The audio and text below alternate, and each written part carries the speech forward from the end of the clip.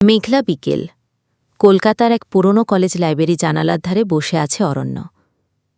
পড়াশোনায় ভালো হলেও তার ভেতরে একটা অদ্ভুত একাকিত্ব কাজ করে সবসময়। চারপাশে বন্ধুরা হাসি ঠাট্টা করলেও সে যেন নিজের দুনিয়াতেই ডুবে থাকে।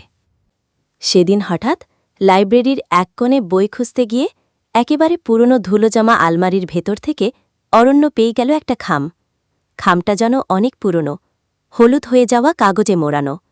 ওপরে লেখা, যে পড়বে সেই আমার রহস্য উদ্ঘাটন করে। অরণ্য প্রথমে অবাক হল, তারপর ধীরে ধীরে খামটা খুল। ভেতরে এক পৃষ্ঠার হাতে লেখা, আমি বন্দিনী, বহু বছর ধরে অপেক্ষায় আছি। যদি সত্যিই সাহস থাকে তবে কলেজ থেকে ৩ মাইল দূরের চণ্ডীতলার পুরনো বটগাছের নিচে আমাকে খুঁজো, কিন্তু সাবধান, রাত নামার পরেই সেখানে আসতে হবে। অরণ্যের বুক কেঁপে উঠল। কে লিখেছে এই চিঠি? কেন লিখেছে? আর সবচেয়ে বড় প্রশ্ন, আমি বন্দিনী মানে কি? চিঠিটার নিচে কোনো নাম নেই, কেবল লাল কালি দিয়ে আঁকা এক অদ্ভুত চিহ্ন, যেটা দেখতে অনেকটা রক্তে ভেজা পাখির মতো। অরণ্য ঠিক করল সে এই রহস্যের শেষ দেখে ছাড়বে, কিন্তু সে জানে না তার সামনে যে ভয়ঙ্কর দুঃসাহসিক যাত্রা অপেক্ষা করছে সেটা শুধু রহস্য নয়, তার জীবনকেও পাল্টে দেবে। রাত প্রায় 10:30। কলেজের হোস্টেল থেকে অরণ্য চুপি চুপি বেরিয়ে পড়ল। চিঠির নির্দেশ মতো সে যাচ্ছিল চণ্ডীতলার দিকে। গ্রামের লোকজন বলে ওখানকার পুরনো বটগাছের তলায় কেউ থাকে না, কারণ নাকি রাতে সেখানে অদ্ভুত আওয়াজ শোনা যায়, চেনা মানুষের গলা, আবার কখনো কুকুরের মতো ডাক। কিন্তু অরণ্য ভয় পেল না, তার কৌতূহল ভয়কে হারিয়ে দিল। মৃদু আলোয় চাঁদের নিচে দাঁড়িয়েছিল বিশাল বটগাছ, ডালে ডালে ঝুলছে ঝোপঝাড়, আর চারপাশে যেন এক অদ্ভুত নীরবতা। অরণ্য এগিয়ে গেল। হঠাৎ গাছটার গোড়ার কাছে মাটির ভেতর আধা আধি পোঁতা একটা লোহার বাক্স চোখে পড়ল। সে বাক্সটা টেনে তুলতেই পিছন থেকে ভেসে এলো একটা মেয়েলি গলা। ওটা আমার, খোলার আগে ভেবে দেখো অরণ্য। অরণ্য চমকে পিছনে তাকাল। কেউ নেই, চারপাশ নিস্তব্ধ, শুধু হাওয়ায় গাছের ডাল দুলছে। অরণ্যের বুক ধক ধক করছে, তবুও সে বাক্সটার তালা ভাঙল। ভেতরে ছিল একটা পুরনো ডায়েরি আর রক্তে ভেজা সাদা ওড়না। ডায়েরির প্রথম পাতায় লেখা, আমার নাম মীরা, যদি আমার কাহিনী পড়তে শুরু করো তবে আর পেছনে ফেরার উপায় থাকবে না। অরণ্য ডায়েরিটা হাতে নিয়েই টের পেল, হঠাৎ যেন চারপাশের হাওয়া জমে গেল বরফের মতো ঠান্ডা, আর গাছের মাচার ওপর থেকে শোনা গেল হাসির শব্দ, মেয়ের মতো, আবার শেয়ালের মতো। অরণ্য ডায়েরিটা খুলে পড়া শুরু করল।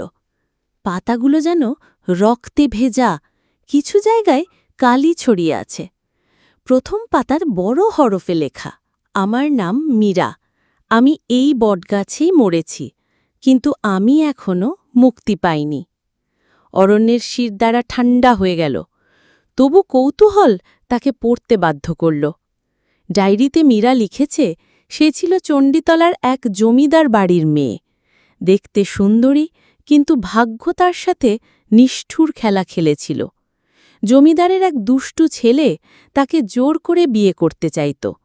মীরা অস্বীকার করলে এক রাতে সেই ছেলেটি তার লোকজন নিয়ে এসে মীরাকে ধরে এই বটগাছের নিচে এনে হত্যা করে। তারপর থেকে গ্রামের মানুষ প্রায়ই এই বটগাছের নিচে কান্নার শব্দ শুনত, কিন্তু কেউ কাছে আসার সাহস করত না। অরণ্য ডায়েরির শেষ লাইনটা পড়তেই বুক ধক করে উঠল, যেই এই ডায়েরি পড়বে সেই আমার সাথে বাধা পড়বে, আমাকে মুক্তি না দিলে তারও শেষ হবে আমার মতোই। হঠাৎ ডায়েরির ভেতর থেকে একটা শুকনো ফুল পড়ে গেল। অরণ্য ফুলটা হাতে নিতেই তার কানে ভেসে এলো ফিসফিস করে বলা গলা, তুমি এসেছ, আমি এতদিন তোমার জন্যই অপেক্ষা করছিলাম। চারদিক কাঁপতে লাগল, বটগাছের শেকড় নড়তে শুরু করল, আর ডালের ফাঁক থেকে ভেসে এলো এক সাদা ছায়ামূর্তি, লম্বা চুল, মুখ ঢাকা, রক্তমাখা সাদা ওড়না পরা। অরণ্য বুঝে গেল এটাই মীরা। অরণ্য স্তব্ধ হয়ে তাকিয়ে আছে সাদা ছায়ামূর্তির দিকে। ওই মূর্তিই মীরা, ডায়েরির সেই বন্দিনী আত্মা।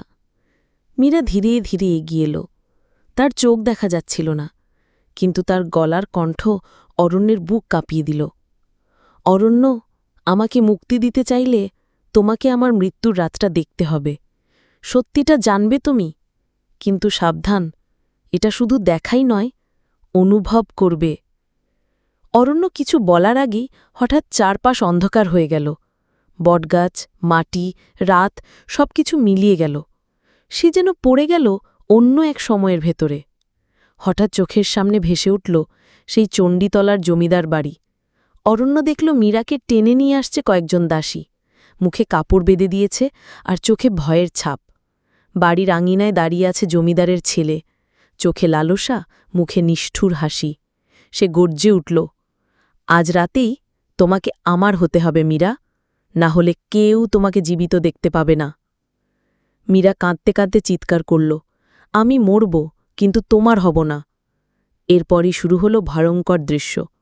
মীরাকে ধরে বটগাছের নিচে টেনে আনা হলো, তারপর এক আঘাত আর তার নিস্তব্ধ দেহ মাটিতে লুটিয়ে পড়ল।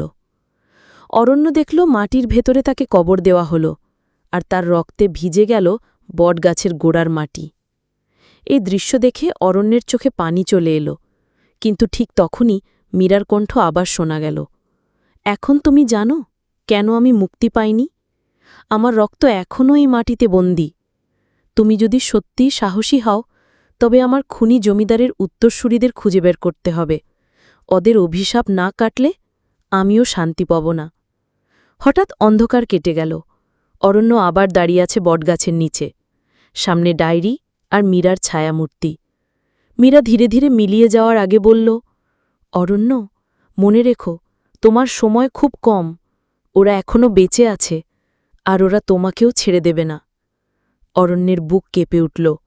মানে কি? জমিদারের সেই বংশধরেরা এখনও বেঁচে আছে? আর তারা কি জানে যে অরণ্যে এই রহস্যে জড়িয়ে গেছে?